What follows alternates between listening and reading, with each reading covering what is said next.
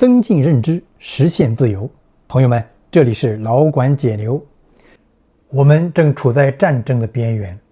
这是著名投资人达里欧的惊人预言。最近全球动荡不安，美国觊觎格陵兰，中国军队大清洗，在台海步步紧逼，一系列的乱象让人们担心我们是不是真的处在战争的边缘。那为此呢，老管专门制作了一个4集深度系列片。在这个系列片里，老管带大家深入解剖人类3000年历史，梳理帝国兴衰的规律，解剖战争变迁的脉络，帮助大家构建一个全新的框架来解释当今的世界变局，最后回答我们每个人在这巨大的世界洪流里头应该如何应对，如何调整我们自己的生活呀，如何布局我们的财富与投资啊。我相信看完这个系列片，你一定会体会到一种对人类历史命运豁然开朗的这种兴奋而快乐的感觉。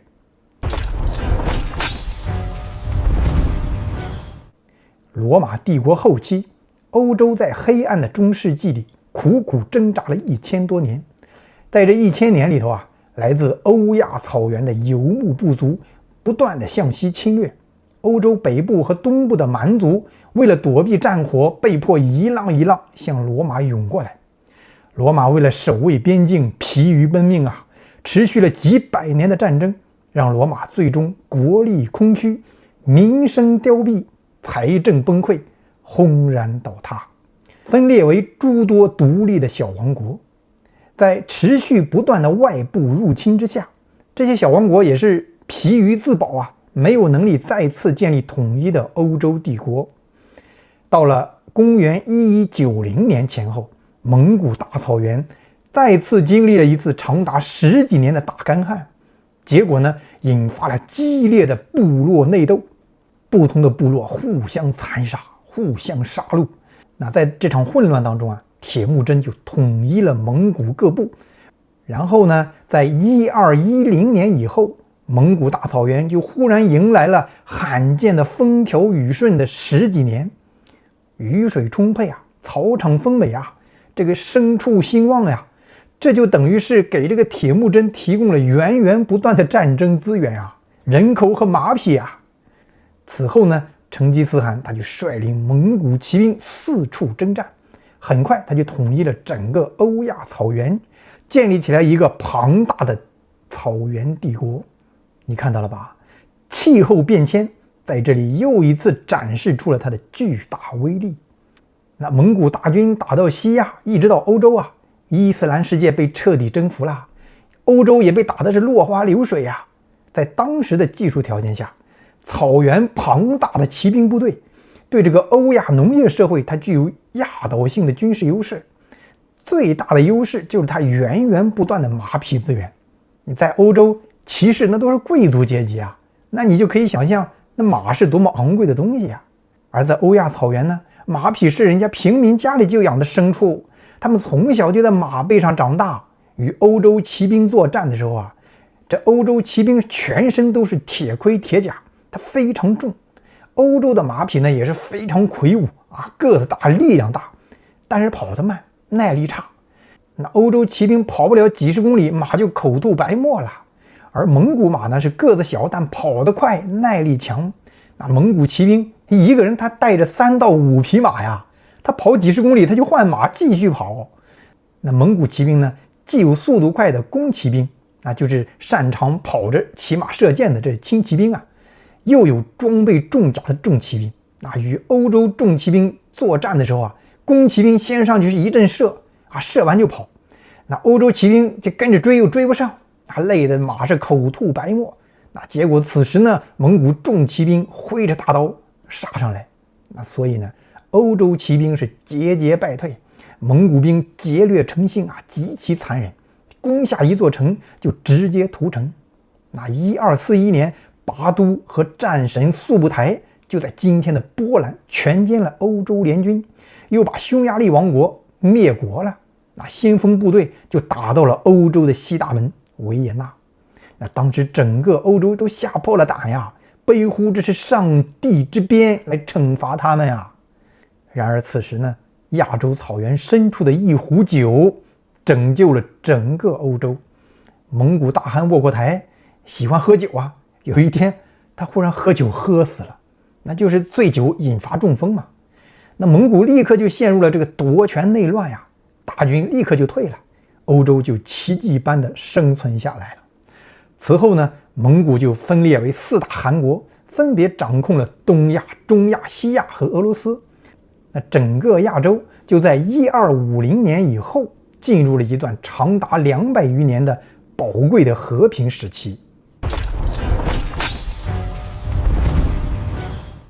这段宝贵的和平时期促成了欧洲的复兴。那在此之前，欧洲已经在连绵不绝的入侵战争当中造成了经济崩溃，陷入贫困与苦难当中，挣扎了整整900年了。朋友们，人在苦难中他是需要慰藉的，是需要某种希望或者是寄托的。你哪怕是一个虚妄的幻想，或者是来世的美好的承诺，都可以让人忘记当下的苦难啊，有勇气去面对正在经历的痛苦。那基督教呢，就填补了这个心理需求。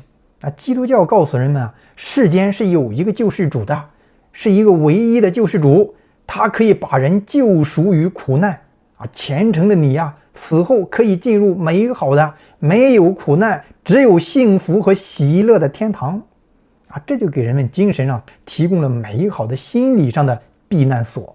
那越来越多的人就跪在了基督面前，寻求平安和喜乐。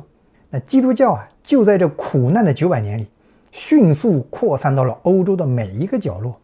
成为欧洲的第1大宗教。当时整个社会只有基督教是人们可以仰赖的，可以给人们心理安全感的。其他任何的世俗力量，比方说诸侯啊、国王呀、盟主啊、贵族呀、骑士啊，他们都保护不了民众，他们自己都朝不保夕，说不定哪一天都被这个蛮族或者匈奴给打过来，给掳去，甚至被斩杀。这就是为什么欧洲的宗教在社会中它变得如此强大，因为它是唯一能够维系凝聚社会力量的纽带。那中国的情况与此大不相同啊，那这里我们不展开啊。那1250年以后呢，欧洲就进入了和平时期，外敌入侵偃旗息鼓了，经济就开始慢慢恢复，农业产出开始增加，人们开始变得宽裕起来。尽管这时候西欧内部又开始了互殴，但是这个时候的战争形态它变了，不再是过去那样连绵不绝的持续的战乱。那个情况下，你老百姓是得不到休养生息的呀，你就一直生活在苦难里。而现在呢，是各个领主王国之间虽然也在打，但是每次都是各自积蓄发展一段力量啊，然后打了一阵儿，又休息一段。所以呢，民间它就间歇性的富裕起来了，这个领主贵族们也富裕起来了，整个社会经济形态啊就比过去强太多了。而最富裕的要属基督教会，领主贵族们拥有大量土地啊，他靠征收土地上这个农民的税收来致富。基督教会啊，同样拥有大量的土地，而且他当时的占有的土地是欧洲的1/3，可以说是整个社会最大的地主。那同时呢，基督教向信徒们征收11税啊，接受捐献啊，卖赎罪券，以及他接受富人死后的遗产。所以当时的基督教会啊，可以说是拥有社会财富最多的这么一个体系。那在欧洲内地农业社会开始复兴繁荣的同时，地中海这个地方它的贸易再次繁荣起来。上一次商业大繁荣那是1000年前以前的希腊呀，我们上集讲过。这次呢是1250年以后位于意大利沿海的几个小城邦国家，比如威尼斯、热那亚。蒙古4大汗国掌控下的欧亚大陆处于和平时期啦，于是就产生了陆地贸易。那我们知道陆地运输十分昂贵啊，所以当时能做陆地贸易的主要就是那些价值高啊、重量轻、体积小的东西。当时最重要的贸易品就是香料和丝绸。这两样商品啊，从远东的印度啊和这个中国，经过陆地商人几条道路长途跋涉运输，穿越这个蒙古大帝国啊，一直运到黑海。在黑海呢，威尼斯商人和热那亚商人就把这个香料装到船上，然后经由水路沿着地中海和欧洲的内河就运到欧洲腹地，供应欧洲的这些农业贵族啊，还有这个教士群体。那威尼斯发明了更大的运输船呀，而且建立了强大的接近工业化的造船厂。当时的造船能力能够与威尼斯匹敌的，也就是热那亚了。古希腊从爱琴海崛起的那一幕，在这里重新上演。那威尼斯和热那亚就变成了巨富的城邦小国呀。那么内陆的农业社会为什么没有像当年的罗马来摧毁希腊那样把他们给碾碎呀？因为当时啊，欧洲内地正在连年的互相拼杀，它没能形成统一。那他们还得仰仗威尼斯给他提供这个金钱、船队去帮他们打仗呢。那当然了，300年后，内地农业社会统一成几个寡头之后，那还是过来把威尼斯给灭了。欧洲复兴了，变富了。那在这个背景下呢，艺术和科学也复兴了。上一次艺术和科学的繁荣，那是在古希腊呀，那这次又出现了。你今天看文艺复兴时期的这些艺术作品，绘画、雕塑，你就会发现，他们重新回到了当时古希腊时代的那种美轮美奂的至高境界。科学复兴意义更加深远啊！而且这个科学的复兴啊，它是一幕很荒诞、很有讽刺意味的这个景象。它展示了人类认知是如何一步一步突破自我束缚、螺旋向上发展的这么一个过程。当时教会富裕了，有财力了呀，他就供养了大批的教士啊，让他们研究神学，指导教徒。那这些人呢，他平时除了研读圣经啊，他什么都不干，他实在太闲了。于是呢，其中就出现一些少数有研究天赋的人，他就开始研究一些奇思妙想，比如哥白尼啊，富二代、神父，他同时呢很喜欢数学和天文。这在当时来看，那纯粹是不创造价值的智力游戏啊！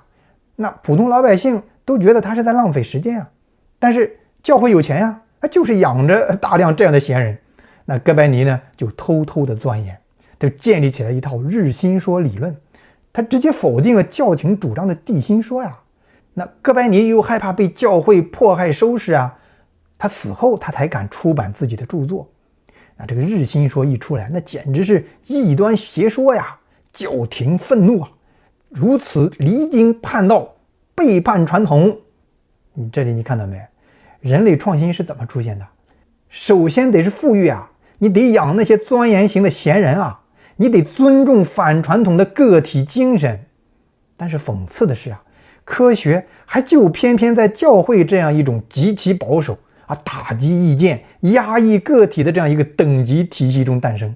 这不是说基督教这个思想或者他这个等级制度压抑个体的这个做法能够激发人们创新啊，而是因为这些富裕的人、闲人他在偷偷的研究。所以啊，朋友们要知道，什么是推动社会创新的最重要的东西啊？首先第一条就是富裕，然后是尊重个体精神啊，尊重个体的不同意见。你不要动不动就用传统价值来压迫个体，那你这样的社会，科学创新一定会迸发出来。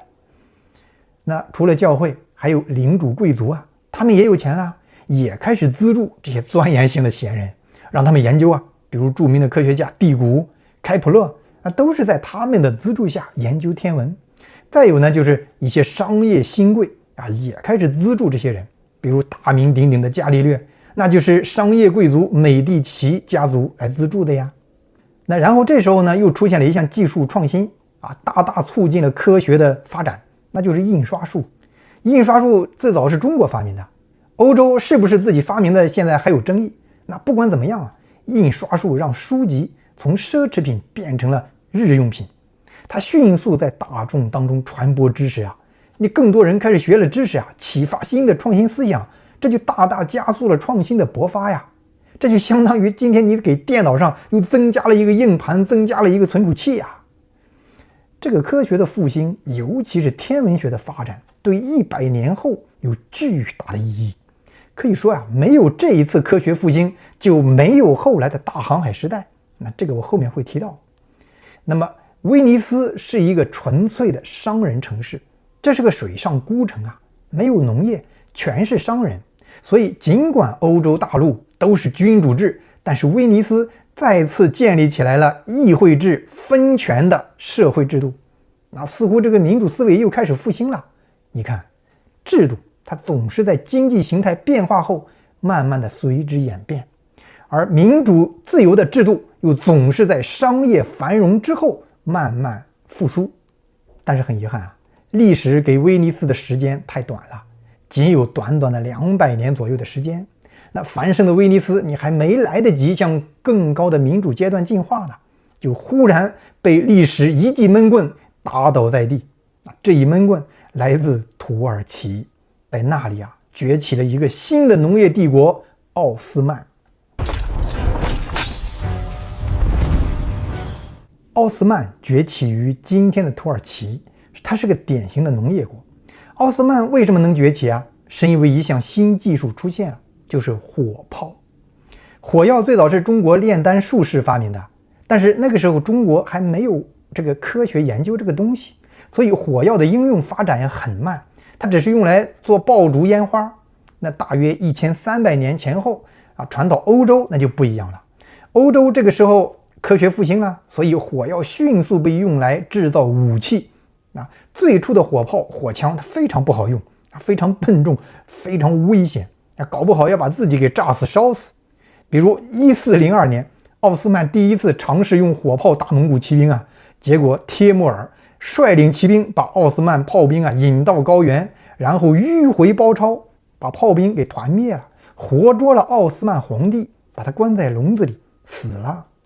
那又过了50年呢，火炮迎来了技术突破。1450年左右，奥斯曼与拜占庭交战就是东罗马帝国想打下拜占庭的首都君士坦丁堡。这是个1000年铁城堡扼守险要，易守难攻，1000年来只有一次被攻破。那这时候呢，匈牙利又有个工程师叫欧尔班他去找拜占庭的皇帝说，我有超级火炮技术，我可以帮着你打败奥斯曼。结果鼠目寸光的这个拜占庭皇帝看不上。那个时候欧洲骑士那都是固守传统价值认为火炮那都是下等人才玩的东西贵族就应该像骑士一样战斗。结果呢，把欧尔班给踢出去了，而奥斯曼皇帝把他给请去了，给了4倍的高薪，研发出火力极猛的乌尔班大炮，就把这1000年铜墙铁壁的君士坦丁堡给轰烂了。随后呢，奥斯曼的乌尔班大炮把这个蒙古骑兵轰的是人仰马翻，溃不成军那于是蒙古大帝国就因为这一项技术眨眼之间彻底崩溃，蒙古骑兵在战场上就变成废物一样了。那些蒙古人呢，要么在当地被同化，要么逃回草原深处。从那以后，草原社会就再也没有任何辉煌时刻了。奥斯曼帝国在亚洲把蒙古帝国留下来的大片土地就控制起来了，把海上原来拜占庭占领控制的地中海通往黑海的咽喉要道给掐住了。那这个陆路和海运通道可是威尼斯热那亚商人财富源泉那原来蒙古帝国控制的时候，蒙古人游牧部落非常鼓励商业，因为他们天生就不是自给自足的嘛，他们要么抢，要么做贸易。所以蒙古帝国的领袖们都跟这些商人们合伙做生意我保护你安全，你给我分享利润。但是奥斯曼是个农业帝国他们思维不一样。农业帝国它是自给自足的等级社会，他们靠收税系统来建立社会体系他们厌恶这个商业。你比如说中国3000年来就一直是个纯粹的农业国对商业可以说恨之入骨。那历朝历代都要想办法掐死商人和商业，所以奥斯曼帝国呢就卡着这些商路，征收巨额的关税，香料价格就翻了上百倍那当然了，这个香料价格翻倍，那还有这个亚洲草原这个治安崩坏的原因。那么你想这威尼斯商人他还能赚钱吗？那需求下降，利润下降这繁华奢侈的这个威尼斯就迅速衰落了。葡萄牙接起了商业的接力棒。葡萄牙内地它是个农业社会啊，但是它的沿海一直有航海的传统。此前呢，他们就是从非洲做奴隶贸易来赚黑钱。那也有其他货物，但都不太值钱呀。那地中海的香料贸易，他们根本没法插手。那现在奥斯曼把这个地中海的商路给它掐断了呀，那葡萄牙人就开始琢磨新的办法，能不能找到另外的绕开地中海奥斯曼的新的路线，去印度获得香料呢？于是呢，葡萄牙皇室就派出航海家达伽马，沿着非洲海岸向南航行，绕过了好望角，去寻找新的路线。结果还真就让他给打通了。他们绕过好望角啊，穿过印度洋，到达了印尼啊，就开始做香料贸易。那这对威尼斯简直是最后致命一刀啊！威尼斯就彻底垮了。而且同时呢，葡萄牙人还干了一件大事，就是他把这个威力巨大的火炮装上了战船。这一下改变了海上战争的形态啊！以前海战就是两船靠近，然后步兵互相登船拿刀对砍呀。现在不是了，葡萄牙的战船直接用大炮把你的船给轰烂。所以呢，葡萄牙就具备了在海上直接摧毁对方船只的能力。那前面我们说地中海贸易你无法垄断，因为这个海洋是平面的，你控制不了航道，对不对？那现在呢，葡萄牙可以把这个远洋航线，它都是沿着这个大陆边上来行驶啊，把这个航线给它控制住，用火炮，所以它就垄断了好望角航运路线的这个贸易。那这里我补充一句啊，大家别以为我总说商业会带来自由平等的精神，你就以为我天真的以为商人他就是善良的，那真不是。商业之所以会带来平等自由，乃是因为他们互相之间无法控制对方，无法垄断对方。在农业社会，我可以轻易靠武力霸占土地啊，这样我就把你给控制了呀。那这不是形成一种我们前面说的两极化的这种稳定形态吗？那海上的贸易一开始大家也是打来打去，抢来抢去，但最后发现谁也无法长期做到这一点。那所以大家最后就不得不互相妥协协商，而且发现互相合作才会赚更多的钱，比打仗更划算。所以这才出来平等和自由的精神呀。所以从数学的角度说，那就农业社会它的社会的稳定均衡态是一种两极分布的均衡态，但商业社会它的稳定均衡态呢，是一种平等自由的民主制度是一种相对均匀分布的这么一种均衡态。这人类只要有机会，他就一定想垄断，一定想靠暴力来压迫对方为自己谋取暴利那葡萄牙现在有了这个能力了，他当然就不跟对方协商了，我能用炮把你摧毁，我跟你商量啥呀？所以呢，他就霸占了这个航线，他就变成了香料帝国。而且呢，葡萄牙内部它是个农业社会它本来就是一个集权社会，所以这个时候它的对外贸易但也全都掌握在皇室大地主这一级的手里。但是呢，葡萄牙有个致命的弱点，就它太小了，它只有100多万人口漫长的海上战线几乎掏空了国内的男人那它甚至被称作寡妇国这典型的蛇吞象最后葡萄牙就被旁边崛起的另一个帝国西班牙给吞并了。在内忧外患的情况下，热那亚的这个航海探险家哥伦布产生了一个大胆的想法。那个时候科学家已经证明地球是圆的了，那么既然往东去往亚洲的路被堵死了，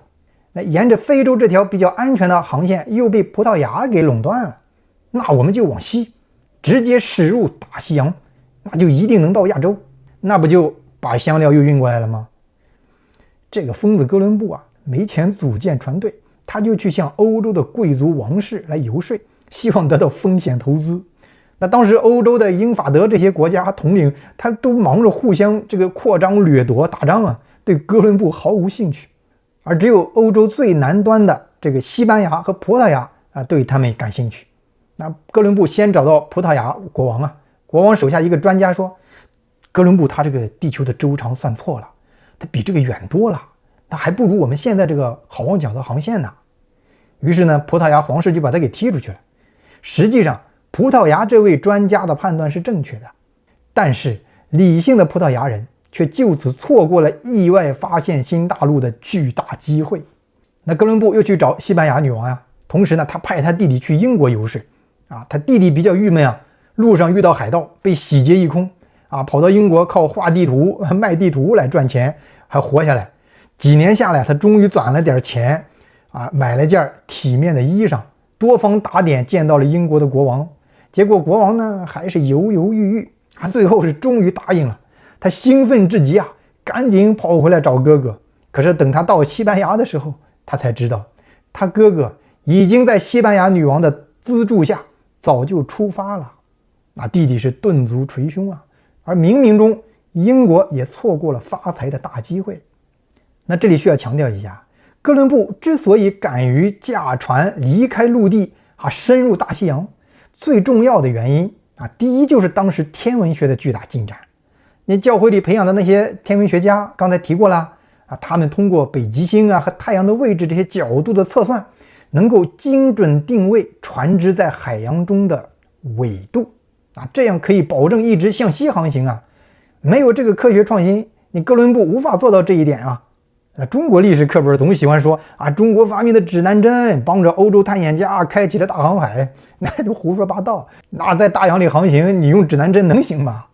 那这里你就看到了，这最早闲得蛋疼的那些教士们，他们无聊的研究的天文，谁也没想到100年后对人类社会产生了如此深远的影响。那第二个让哥伦布敢于驶入大洋的原因就是他算错了，他以为距离印度很近，他要是真的知道中间还隔着个太平洋那么远的话，他打死也不敢去。那历史啊，经常在一些关键时刻啊，开一些影响人类发展历史的天大玩笑，这就是其中一个。那看过我视频的朋友们应该还记得我在智利那集影片中讲的那大玩笑了吧，一个接着一个。那哥伦布很快就到达了美洲啊，他以为是印度啊，他把当地人都命名为印第。于是呢，一个新的时代到来了。西班牙的探险家们听说这个伟大的发现啊，听说美洲遍地都是黄金啊，立即蜂拥冲过来。当时南美确实有遍地都是黄金的地方，比方说印加帝国。印加帝国处在非常原始的状态，生产力非常落后。那为什么呢？主要是2个原因。第一呢，南美洲可供驯化的植物非常稀少，只有玉米、土豆和木薯，没有小麦、水稻啊这些营养价值更高的主粮。第二呢，南美洲可供驯化的动物也非常少，只有羊驼，没有牛马及羊猪啊。这意味着美洲的蛋白质来源非常匮乏，而且它没有有力气的牛马可以帮着来提高农业生产效率啊。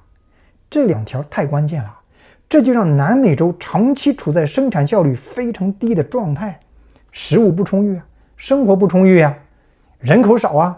你那就没有能力养闲人来搞研究啊，那当然它的技术发展就非常落后了呀。所以啊，当西班牙人拿着钢刀甚至火枪火炮杀过来的时候，南美印加帝国呀还在使用木棍打仗。西班牙军官皮萨罗带着不到200人出现在印加帝国8万军队面前啊，那发生了不可思议的一场战斗啊！这完全是一场跨越1000年的武器对战啊，钢刀、火枪、火炮对阵木棍，那印加士兵看到马这样的怪兽都吓破胆了呀！皇帝阿塔瓦尔帕被这个皮萨罗给俘虏了，那皮萨罗就要求印加人交出来1整个房间的黄金，2整个房间的白银。那印加盛产黄金和白银，他们是原始农业社会，那这些黄金和白银太充沛了，它不用作货币，它只是用作装饰，弓箭的墙上贴着大片的黄金。西班牙人就从印加掠夺走了大量的黄金和白银，运回欧洲，结果引发了欧洲的通货膨胀。那当时西班牙征服南美的时候啊，还有一样可怕的武器，那就是病毒。欧洲因为长期饲养牛羊猪鸡这些家畜啊，出现了很多人畜共患的病毒。那经过几千年的变异和淘汰，剩下的欧洲人对这些病毒都有了很强的抵抗力。但是美洲没有什么饲养家畜啊，所以没有进化出来那些人畜共患的病毒。那所以呢，美洲原住民对欧洲人携带的病毒是毫无抵抗力。结果瘟疫是一轮又一轮的爆发，大批的人死亡。美洲死亡的原住居民大概97%都是病毒瘟疫造成的。而反过来呢，欧洲人来到南美，他就没有遇到可怕的病毒。那印加人一度认为这西班牙人是太阳神派来惩罚他们的，因为他们发现西班牙人不得病啊，他们大片的死去呀。那就这样，凭借着运气与劫掠黄金白银，那西班牙帝国就在通货膨胀中迅速崛起。那又加上当时西班牙皇帝与欧洲皇室联姻啊，得到了这个奥地利、半个意大利、荷兰和比利时的统治权。然后呢，有一年西班牙又直接出兵把这个葡萄牙给吞并了。那西班牙本土也是个纯粹农业社会，所以它也建立起来了集权的皇权体制。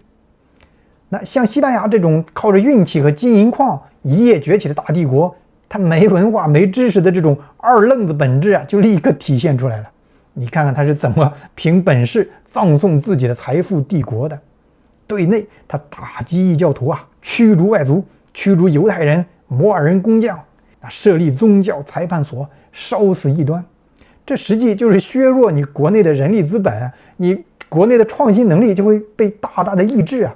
那要知道，当时英国的牛顿正在思考万有引力呢，意大利的伽利略他正在思考惯性弹道曲线呢。那对外呢，他看谁不顺眼就去打谁。当时传统天主教建立了严酷的教会等级秩序啊，压制个体精神啊，个体必须绝对服从教会一切的宗教教条，比如经商放贷那是罪恶的，这在当时是牢固的传统价值。但是欧洲商业繁荣起来了呀，沿海的社会居民都开始经商啊，甚至他也开始放贷呀，所以就出现了主张解放个体精神、为商业正名、追求个体自由的新教。这就与传统的天主教这个固守传统价值的这个理念发生严重冲突了。西班牙就站出来要坚决捍卫传统价值。英国出现新教，西班牙派了无敌舰队去打英国；德国出来新教，西班牙又派兵去打德国；荷兰出现新教他又去打荷兰。当时西班牙对荷兰还征收重税啊！你刚才说荷兰不是归他统治了吗？这也是他农业帝国的通病啊！他们只喜欢压迫和抢夺，对商业嗤之以鼻。荷兰原来与葡萄牙它是商业合作关系啊，葡萄牙远洋进口香料来给荷兰商人，他来批发运到欧洲各地。结果西班牙为了教训荷兰，还竟然规定禁止荷兰来葡萄牙拿货。这就是典型的为了固守传统价值，损人不利己啊！没有荷兰，西班牙的香料你也卖不动啊！结果双方又爆发战争。此外呢，西班牙还去教训奥斯曼伊斯兰教。就在这一连串的不停的二愣子式的这个到处打仗折腾，1588年无敌舰队被英国打败以后，西班牙就逐渐衰败，最后陷入内部王位争夺战，彻底衰落。你看这里葡萄牙、西班牙它之所以崛起，之所以衰落，完全不符合达里欧所归纳的那个帝国周期率，完全是例外。好，朋友们，今天到这里，下一期我们继续讲西班牙之后的帝国兴衰与战争变迁，咱们下期见。